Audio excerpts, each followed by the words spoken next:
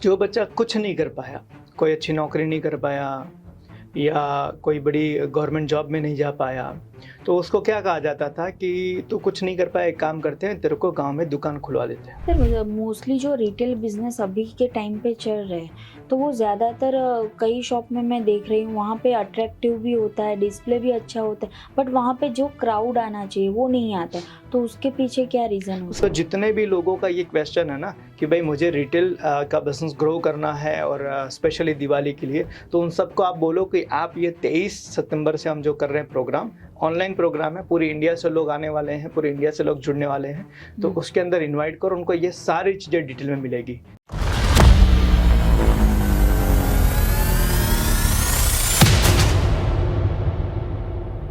Good morning sir. Good आज morning. का हमारा जो टॉपिक है वो रिटेल बिजनेस के ऊपर रहेगा ओवरऑल, कि रिटेल बिजनेस ज़्यादातर ग्रो क्यों नहीं कर पा रहे, हुँ। 5 साल के अंदर रिटेल बिजनेस बंद क्यों हो जाता है सर? हुँ, हुँ, हुँ। यस। देखो, आज बहुत सारे कारण हैं, बहुत सारे हम्म। रीज़न हैं रिटेल के ग्रोथ ना करने का। थोड़ा-सा इसको समझते हैं पीछे जाके। पहले के टाइम पे क्या था, हमारी पॉपुलेशन कम भी थी, उसके हिसाब से रिटेलर्स भी कम थे और कॉम्पिटिशन कम था। तो राइट। लोगों के पास ऑप्शन ज़्यादा नहीं था। उस टाइम पे सुपरमार्ट, मॉल्स और बड़े-बड़े ब्रांड्स ये सब नहीं थी। तो वहाँ पे क्या होता था कि एक गली के नुक्कड़ के ऊपर एक दुकान होती थी, जहाँ पर सब मिलता था। कपड़े भी मिलते थे, राशन भी मिलता था, वहाँ पे सब्ज़ी भी मिलती थी, वहाँ पे ग्रोसरी, क्रॉकरी सब मिलती थी वहाँ पे। राइट। तो वो कल्चर था वहाँ पर। वहाँ पर बहुत ज़्यादा रिटेल के अंदर लोग नहीं आए थे, बहुत ज़्यादा कॉम्पिटिशन नहीं था और लोग भी उतने ज़्यादा नहीं थे, पॉपुलेशन भी हमारी उस टाइम पे कम थी। तो लोगों के पास ऑप्शन कम था, तो लोग क्या करते थे, मन मार के भी उनके पास जाते थे।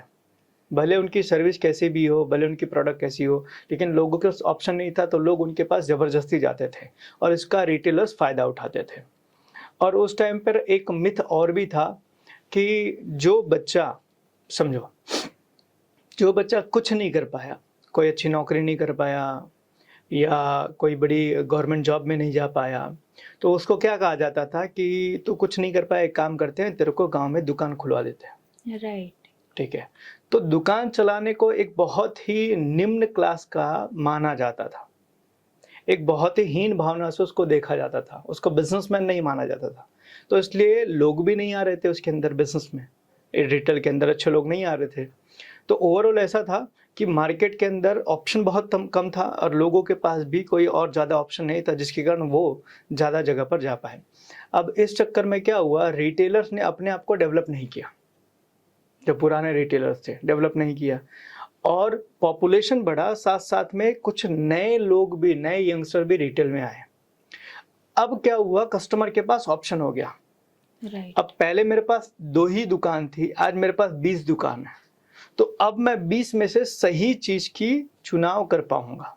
तो अब क्या हुआ कि आज के जो यंगस्टर है, जो थोड़े से कस्टमर आए, जो थोड़े से एजुकेटेड लोग आए, उन लोगों ने फिर अपने लिए डिमांड्स रखनी शुरू की। आपकी प्रोडक्ट अच्छी होनी चाहिए, आपकी सर्विस अच्छी होनी चाहिए, आपकी क्वालिटी अच्छी होनी चाहिए, आपका प्राइस अच्छा होना चाहिए। ये चीज़ें उन्होंने रखना शुरू किया और जो उनकी उस रिक्वायरमेंट को पूरा कर रहा था, उसके पास उन्होंने जाना शुरू किया।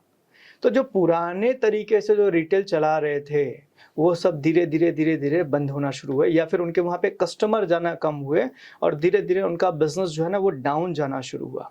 तो आज वही रिटेलर बंद हो रहा है जो अभी भी पुराने तरीके से अपने व्यापार को चलाने की कोशिश कर रहा है, नए ज़माने में।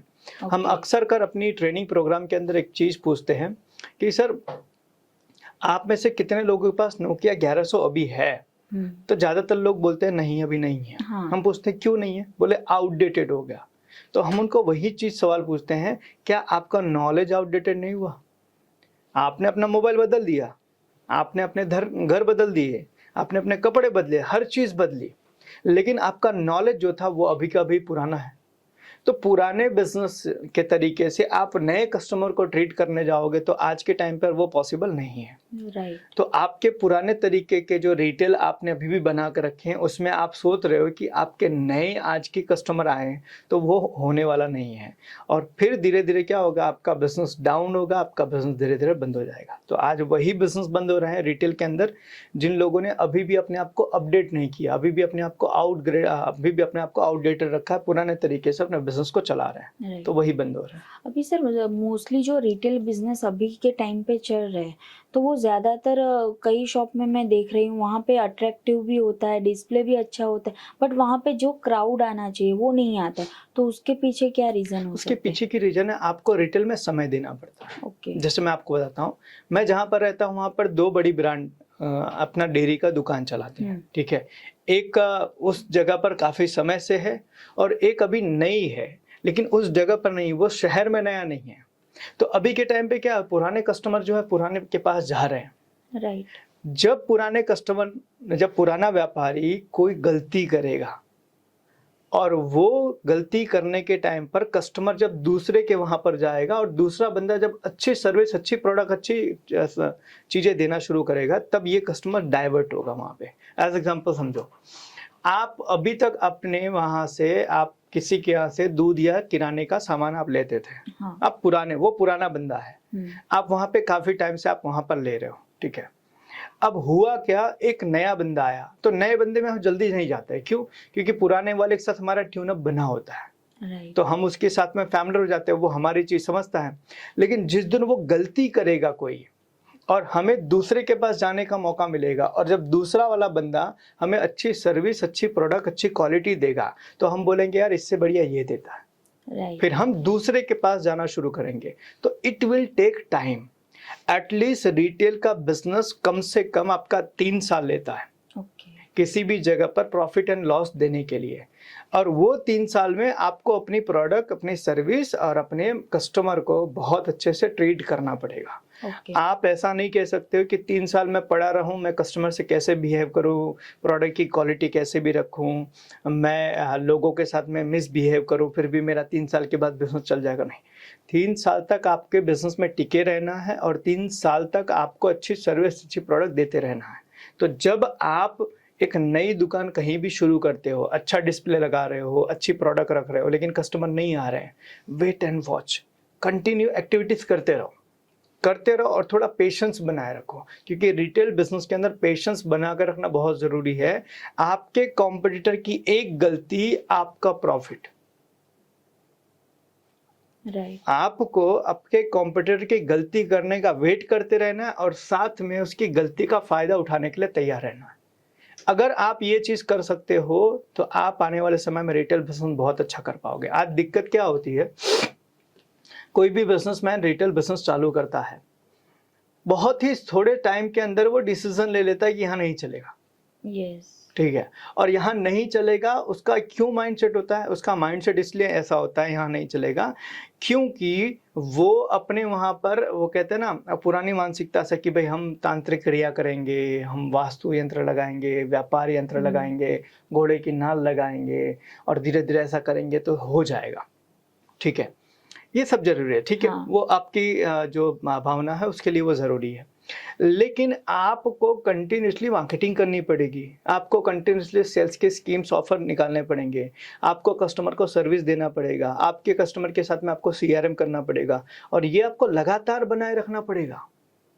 और आप ये सब चीज़ें किए बिना 10 दिन आपने दुकान खोला, 10 दिन में आपके कस्टमर नहीं आए, तो आपने डिसीजन ले लिया कि भाई बिज़नेस नहीं चलेगा, तो फिर आप बिज़नेस फेल हो गए। आपको मैं एक कारण बताता हूँ, एक रीज़न बताता हूँ। आज आप समझो, डीमार्ट कहीं भी दुकान खोलता है तो शहर में नहीं खोलता है, हाँ। वो शहर के बाहर खोलता है। लोग जाते हैं, हाँ, जाते हैं। क्यों? क्योंकि उसके पास प्रोडक्ट है, प्राइस है, उसके पास लोकेशन है, ठीक है? हर चीज़ वो प्लान करता है। वो ऐसा नहीं है कि आपकी पहुँच में हो, आपको अपने घर से बाहर निकल के जाना पड़ता है। फिर भी लोग स्पेशली डीमार्ट में शॉपिंग करने के लिए जाते हैं। तो ऐसा नहीं है कि लोकेशन आपने किसी ऐसी जगह पर रख दिया है या कहीं पर आपने डिस्प्ले लगा दी है और आपने प्रोडक्ट अच्छे-अच्छे रख लिए, बहुत अच्छे-अच्छे, और थोड़े ही समय में आपके प्रोडक्ट नहीं आए, आपके कस्टमर नहीं आए, तो आपने दुकान को बंद करने का निर्णय ले लिया। आपको कम से कम 3 साल वेट करना है। 3 साल के बाद आप डिसीज़न लो कि यहाँ पर मेरा काम होगा कि नहीं होगा। ओके। अब जो रिटेलर बिजनेसमैन होते हैं सर, तो उनकी ज़्यादातर एक ही कंप्लेन आती है कि जो कस्टमर्स आते हैं वो कंपेयर करते हैं ऑनलाइन, कि ऑनलाइन में ये प्राइस है, वहाँ पे भी क्वालिटी सेम है, तो फिर शॉप पे ये प्राइस क्यों नहीं है? तो ज़्यादातर रिटेलर का यही कहना है। शॉप वाले को हमेशा हमेशा ध्यान रखना चाहिए, जब कस्टमर बोले कि आपकी प्राइस ज़्यादा है तो आप as a customer, as a person, आप कस्टमर को बोलो सर हमारी प्राइस ज़्यादा है क्योंकि हम सर्विस देते हैं। समझो एक चीज़ को, उनको ये चीज़ एक्सप्लेन करो, सर ऑनलाइन पे आपने प्रोडक्ट मंगवाई, मानो कि ऑनलाइन पे प्रोडक्ट आपकी बिगड़ गई, आप कहाँ जाओगे? लेकिन अगर आप हमारे वहाँ से लेकर जाते हो, आपकी प्रोडक्ट बस करना है और आपको अपना बिजनेस कैसे मैनेज करना है, सेल्स कैसे मैनेज करना है, कौन से स्कीम, कौन से ऑफर आपको लगाने हैं और किस तरीके से आपके कस्टमर का बिल का साइज बढ़ाना है। तो जितने भी लोगों का ये क्वेश्चन है ना कि भाई मुझे रिटेल का बिजनेस ग्रो करना है और स्पेशली दिवाली के लिए, तो उन सबको आप बोलो कि आप ये 23 सितंबर से हम जो कर रहे हैं प्रोग्राम, ऑनलाइन प्रोग्राम है, पूरी इंडिया से लोग आने वाले हैं, पूरी इंडिया से लोग जुड़ने वाले हैं, तो उसके अंदर इनवाइट करो, उनको ये सारी चीज़ें डिटेल में मिलेगी रिटेल बिजनेस मैनेजमेंट प्रोग्राम में। ओके। और जो रिटेल बिजनेस है उनका एक माइंडसेट सर क्लियर हो जाता है कि वहाँ पे उनको और कैसे ग्रोथ मिलेगा। अब ज़्यादातर जो रिटेलर्स होते हैं उनकी एक और क्वेरी आती है कि मैं अपने वहाँ पे सॉफ्टवेयर ला दूँ, जैसे हम इन्वेंटरी मैनेजमेंट करवाते हैं, स्टॉक मेंटेन करते हैं, तो वहाँ पे वो सॉफ्टवेयर लाते हैं, तो वहाँ पे उनको नॉलेज नहीं है सर, तो वहाँ पे वो कौन सा सॉफ्टवेयर ज़्यादा प्रीफर कर देखो पाएंगे? बहुत ईजी है, आप हमारे साथ में जुड़ेंगे तो हम आपको बता भी देंगे कि कितने सारे सॉफ्टवेयर हैं, कौन कौन से सॉफ्टवेयर आज 5 से 10,000 रुपए के अंदर आपको सॉफ्टवेयर मिलते हैं और वो सॉफ्टवेयर आपको पूरे दिन का कैलकुलेशन करके आपको मोबाइल पे दे देंगे कि इतने आपका सेल हुआ, इतना आपका परचेज हुआ, इतना आपका प्रॉफिट हुआ। ये पूरा आपको एवरीडे आपके मोबाइल के अंदर मिल जाएगा। ऐसे 5-10 हज़ार के सॉफ्टवेयर आपको मिल जाएंगे जो मार्केट के अंदर अवेलेबल है और बहुत इजीली अवेलेबल है, और आपको वो लोग सिखाएंगे भी, ट्रेनिंग भी देंगे, हर चीज़ वो सिखाएंगे कि इस तरीके से ये सारे सॉफ्टवेयर आप अपने वहाँ पर इम्प्लीमेंट करो और उससे आप अपना सेल्स, आप अपना परचेज, आप अपना इन्वेंट्री, आप अपना प्रॉफिट सारा का सारा ट्रैक कर सकते हो। तो बहुत इजी है। देखो मेरा सिंपल सा कहना है, आज के समय में ढूंढने से भगवान मिलता है, हाँ, राइट? पुरानी कहावत है, राइट। राइट? उसी तरीके से आपके बिजनेस को अगर आपको ग्रो करना है, हर तरह की चीज मार्केट में अवेलेबल है। आप अगर ढूंढने को तैयार हो तो, अगर आप उसको चाहते हो तो मार्केट में हर तरह की चीज अवेलेबल है। आप जाके गूगल पे आप सर्च करो ना रिटेल बिजनेस सॉफ्टवेयर, आपको बहुत सारी चीजें मिल जाएंगी। वहां से कांटेक्ट करो, फोन करो, 10 वेंडर्स को बुलाओ, 10 लोगों की चीजों को समझो, जो आपको कंफर्टेबल लगे वो सॉफ्टवेयर आप अपने वहां पे इंस्टॉल करो और वहां से पूरी चीजें आप ट्रैक करो। बहुत ईजी है। और सर रिटेल को ज़्यादा से ज़्यादा जो छोटे बिजनेसमैन होते हैं वो इन्वेस्ट कर देते हैं 3 लाख या 5 लाख का, बट वो जो ग्रो चाहिए वो उनको नहीं मिल पाता है, तो वो थोड़े ही टाइम में अपना बिजनेस बंद कर देते हैं, तो वहाँ पे उनको क्या करना चाहिए? देखो थोड़ा वेट तो करना पड़ेगा, पेशेंस तो दिखानी पड़ेगी। मैंने पहले ही बताया कि बिजनेस जो होते हैं ना वो 4 कैटेगरी में डिवाइडेड होते हैं, ट्रेडर, मैनेजर, लीडर, लीपर। तो आपको एज अ ट्रेडर 3 साल बिताना है, एज अ मैनेजर 3 साल बिताना है, एज अ लीडर 3 साल बिताना है, एंड उसके बाद में आप लीपर बन जाते हो और आपकी इंडस्ट्री में आप टॉप पर पहुंच जाते हो, या आप और भी बिजनेस के अंदर इन्वॉल्व हो जाते हो।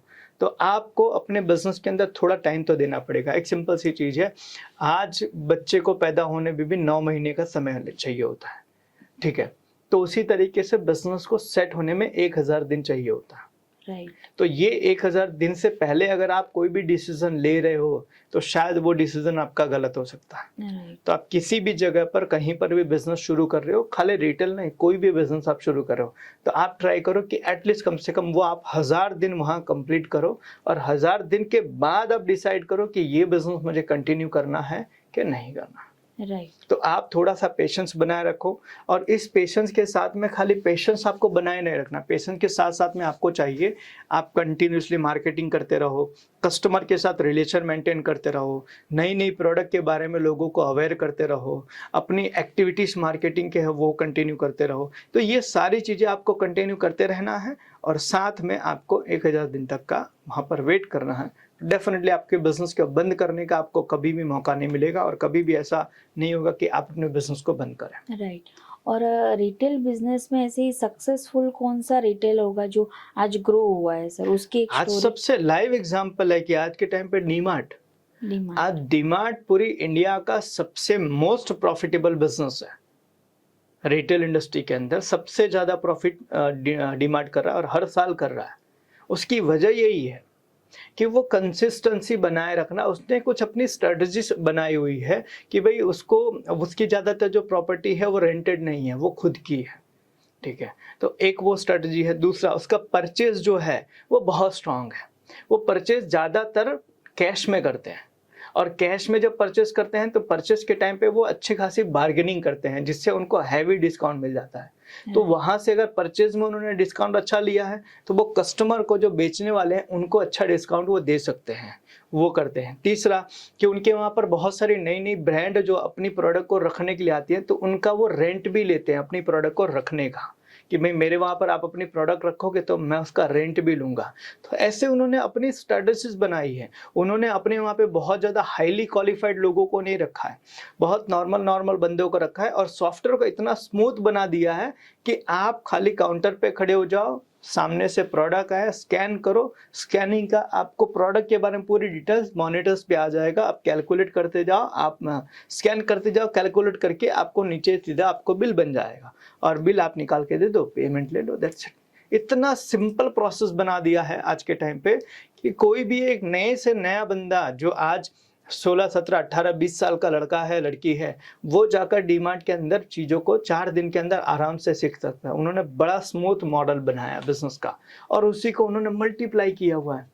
कॉपी पेस्ट कर रहे हैं आज हर जगह, जहाँ पर उनको दिख रहा है कि भाई यहाँ पोटेंशियल है, वहाँ पर अपना स्टोर ओपन कर रहे हैं, और वहाँ पर बढ़िया, और लोगों को भी बेनिफिट मिल रहा है कि 365 डेज उनको डिस्काउंट मिलता है। एक ही जगह पर मल्टीपल प्रोडक्ट्स उनको मिल जाते हैं, उनको बहुत ज़्यादा कहीं इधर उधर भटकने की ज़रूरत नहीं पड़ती है, और धीरे धीरे इस तरीके से लोग भी डीमार्ट से फैमिलियर हो गए हैं। तो डीमार्ट एक सक्सेसफुल बिजनेस है। वी मार्ट एक है, विशाल मेगा मार्केट है। अभी रिलायंस ने जो ये बिग बाजार को जो एक्वायर किया, स्मार्ट बाजार, ये है। ऐसे बहुत सारी कंपनियां हैं, और अभी तो बहुत सारे और भी छोटे छोटे, हर शहर में कोई ना कोई सुपर स्टोर ऐसा है जिसकी बहुत अच्छी खासी फ्रेंचाइजी है, या जिन्होंने बहुत अच्छा बिजनेस के अंदर पकड़ बनाया हुआ। हमारे ही क्लाइंट हैं जो सुपर मार्ट में है, उनके लगभग 4 से 5 आउटलेट हैं सूरत में ही। तो कहने का मतलब ये है कि आज बहुत सारा बिजनेस ऐसा है जो प्रॉफिट कर रहा है। तो सिंपल सा है, एक कर सकता है तो दूसरा कर सकता है। बस आपको सीखने की जरूरत है कि कैसे करो। Right, thank you so much. आज डन सर, कितना टाइम 26 मिनट और पूछना है? अभी तो दूसरे स्टाफ के बारे में पूछो, स्टाफ हायरिंग कैसे करें। ओके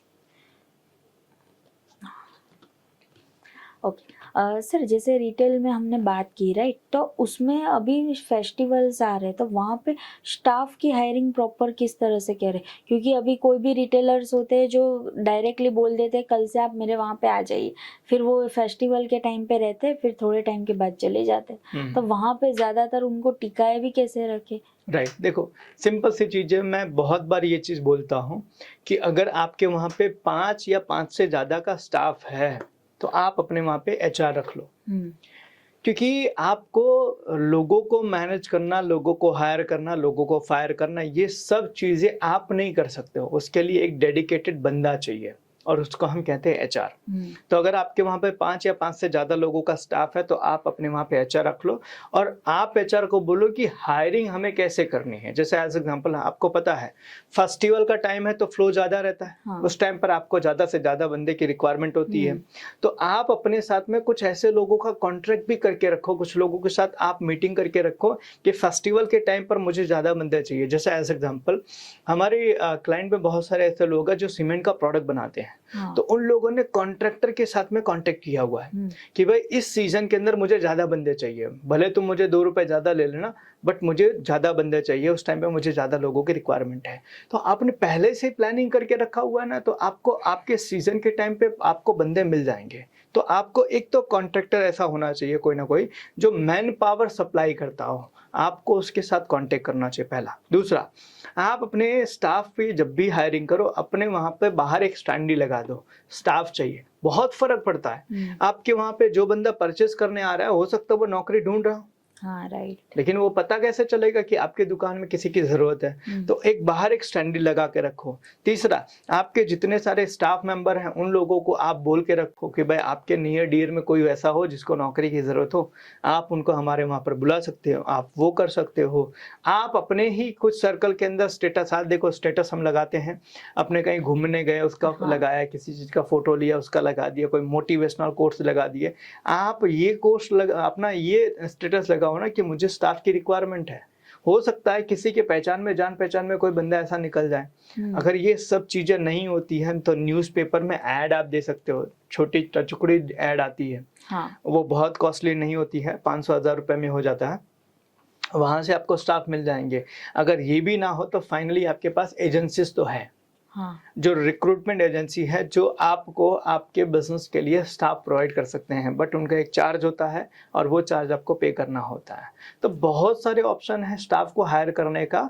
आज प्रॉब्लम क्या होता है, क्यों नहीं हायर कर पाते, उसका एक सबसे बड़ा कारण है, एक ऑनर जो होता है वो बिजी रहता है सेल्स में, परचेज में, मार्केटिंग में, अकाउंटिंग में, ये सब में वो बिजी रहता है।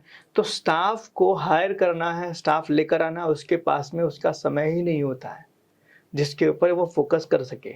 तो बेटर ये है कि जब उसको पता है कि मुझे समय नहीं मिल रहा है, तो मैं क्यों मेरे वहाँ एक एचआर नहीं ले लेता हूँ जो मेरे बिहाफ पे ये हायरिंग की, ये नए-नए रिक्रूटमेंट की, ये सारी चीज़ों की प्लानिंग वो मेरे बिहाफ पर कर सके और मेरे वहाँ पर स्टाफ कम ना पड़े, उसका ध्यान वो रख सके। राइट।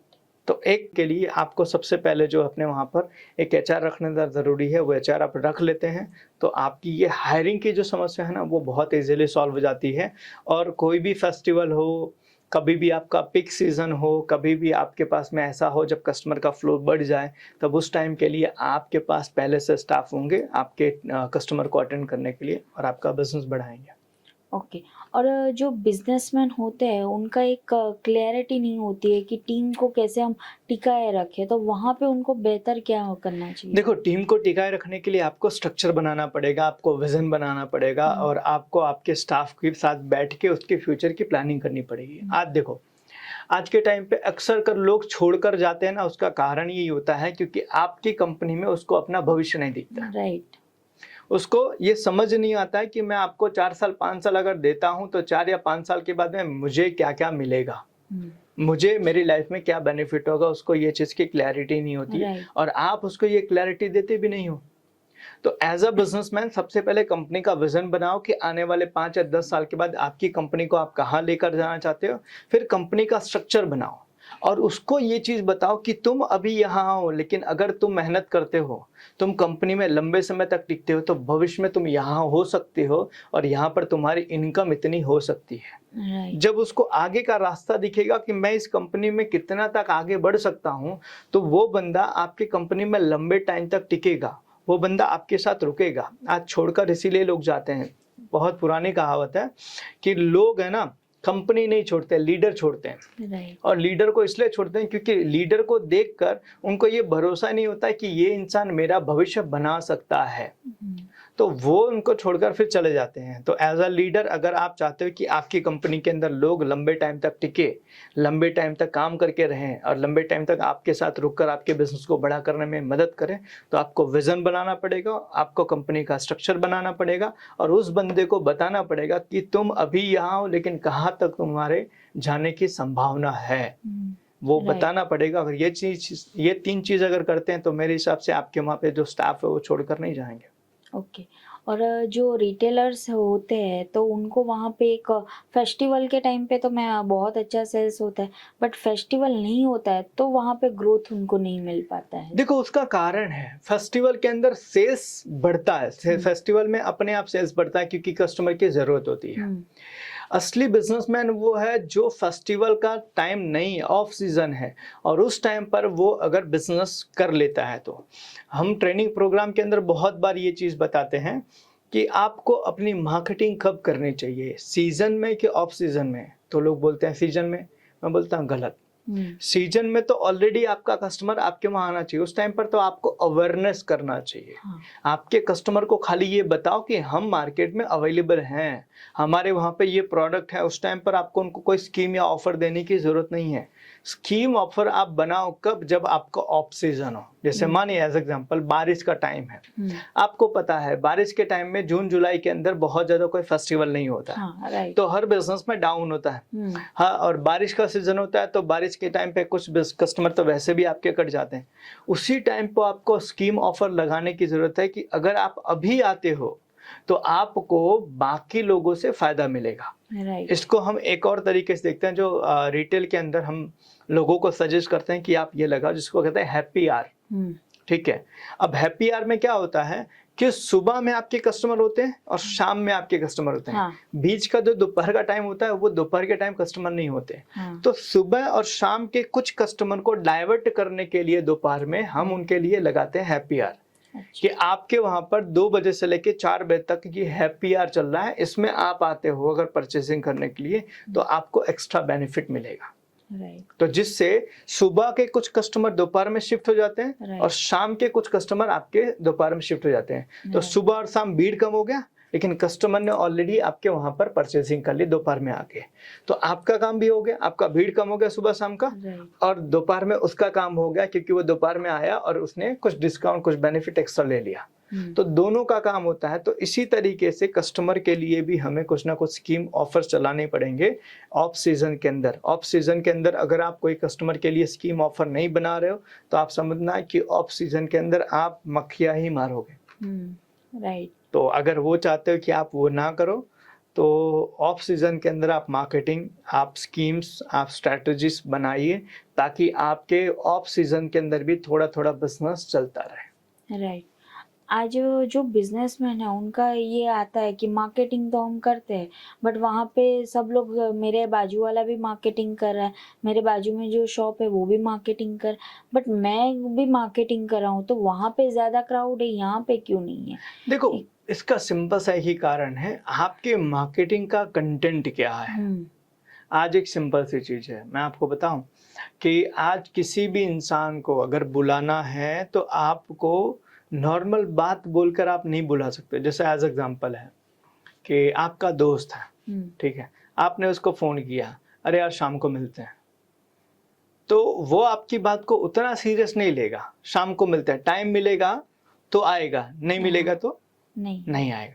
लेकिन अगर आपने ऐसा बोला शाम को पार्टी है और आना है तो आएगा। क्यों? क्योंकि पार्टी है। एग्जैक्टली, उसको कुछ बेनिफिट दिख रहा है। तो जब तक आपके कस्टमर को आपके मार्केटिंग के कंटेंट में कुछ बेनिफिट नहीं दिखेगा तब तक आपका कस्टमर आपकी दुकान पे नहीं आएगा, आपकी सीढ़ियां नहीं चढ़ेगा। तो आपको ध्यान रखना है कि आप जो भी मार्केटिंग का कंटेंट बना रहे हो उस मार्केटिंग के कंटेंट में कुछ ऐसा जरूर होना चाहिए जिससे कस्टमर को लगे कि इसमें मेरा फायदा है। अगर कस्टमर को आपकी बातों में उसका फायदा नहीं दिख रहा है तो आपकी सीढ़ियां वो नहीं चढ़ेगा। फिर कहने के लिए आप कितना भी बोलो कि मैंने बहुत मार्केटिंग किया, मैंने बहुत होर्डिंग लगाए, मैंने बहुत डिजिटल मार्केटिंग की, लेकिन आपके कंटेंट में कोई अपीलिंग कंटेंट नहीं था कि कस्टमर आपकी दुकान पे आ जाए। तो आपको कंटेंट पे बहुत काम करना पड़ेगा अपनी मार्केटिंग के ऊपर, ताकि आपका कस्टमर दूसरे के वहां जाए कि ना जाए लेकिन आपके वहां जरूर आए। तो आपको कंटेंट पे काम करना पड़ेगा। ओके। और जो रिटेलर्स होते हैं, बिजनेसमैन होते हैं, तो वहाँ पे मार्केटिंग तो वो कर लेते हैं, बट बाजू वाला सेम मार्केटिंग कर रहा है, ब्रांड वगैरह भी चला रहा है, तो वो एक उनके ऊपर आ जाता है कि उनका ब्रांडिंग चल रहा है, मेरा क्यों नहीं चल रहा है। देखो सिंपल सी चीज है, मैं आज की प्रॉब्लम क्या है पता है, कॉपी वाला सिस्टम है और पुराना सिस्टम है। लोग ऐसा कर रहे तो मैं भी ऐसा कर लूं। हाँ, राइट। ठीक है, मार्केट में इस तरीके से चला तो मैं भी इस तरीके नहीं। आज इस तरीके से आप बिजनेस को नहीं कर सकते हो। आपको अगर बिजनेस को करना है तो आपको अपने लिए कुछ नए तरीके ढूंढने पड़ेंगे, कुछ नई टेक्निक ढूंढनी पड़ेगी। जैसे मैं आपको बताता हूँ, एक बार क्या हुआ, एक बंदा जा रहा था, मैंने ये वीडियो ही देखा था शायद, बंदा जा रहा था और वहाँ पर बहुत बड़े बोर्ड के अंदर लिखा था फ्री बर्गर, ऊपर लिखा था फ्री और नीचे लिखा था बर्गर। ठीक है, तो वहाँ पर एक बंदा देख के चला गया, बोला बर्गर मेरे को दो, बोला पैसे, बोला आपने तो फ्री लिखा है, बोले कहाँ फ्री लिखा है, बोले बाहर फ्री लिखा है, बोला चलो दिखाओ। जब देखने के लिए गया तो वहाँ पर लिखा था फ्री और नीचे छोटा लिखा था वाईफाई, फ्री वाईफाई, और यहाँ पर लिखा था नीचे हॉट बर्गर। तो फ्री और बर्गर बड़ा था और वाईफाई और हॉट छोटा था। इसको कहते हैं ग्रैबर। राइट, ग्रैबर देना कि मतलब सामने वाले बंदे को आप, मैंने बताया ना मार्केटिंग में दो चीज होनी चाहिए, कंफ्यूजन या क्यूरियोसिटी। राइट, आप अगर कस्टमर को या तो कंफ्यूज कर दे रहे हो तो वो अपना कंफ्यूजन दूर करने के लिए या तो आपकी दुकान पे आएगा, या तो आप उसके अंदर कोई क्यूरियोसिटी जगा दे रहे हो तो अपनी क्यूरियोसिटी को शांत करने के लिए आपकी दुकान पे आएगा। तो आपको कंटेंट के ऊपर बहुत काम करना पड़ेगा और तभी जाके आपका कस्टमर आपकी दुकान पे आएगा। तो कंटेंट आपको बहुत मैटर करता है आज के टाइम पे बिजनेस के अंदर। Thank you so much sir. आज जो पॉडकास्ट में टॉपिक के ऊपर डिस्कशन हुआ, खास करके हमारी जो ऑडियंस है रिटेलर्स को, उनको बहुत ही हेल्पफुल रहेगा। Thank you so much. और आपके जितने भी रिटेलर्स हैं उन सबके लिए यही है कि अगर आप अपनी दिवाली का सेल्स ग्रो करना चाहते हैं और उस दिवाली को और बेहतर बनाना चाहते हैं तो आइए हमारे रिटेल बिजनेस मैनेजमेंट प्रोग्राम के अंदर, जहाँ पे हम ये सारी चीज़ें आपको बताएंगे कि किस तरीके से आप अपने इस दिवाली को बेटर बनाएं और आपका सेल्स बढ़ा सकें। जरूर। Thank you so much. Thank you.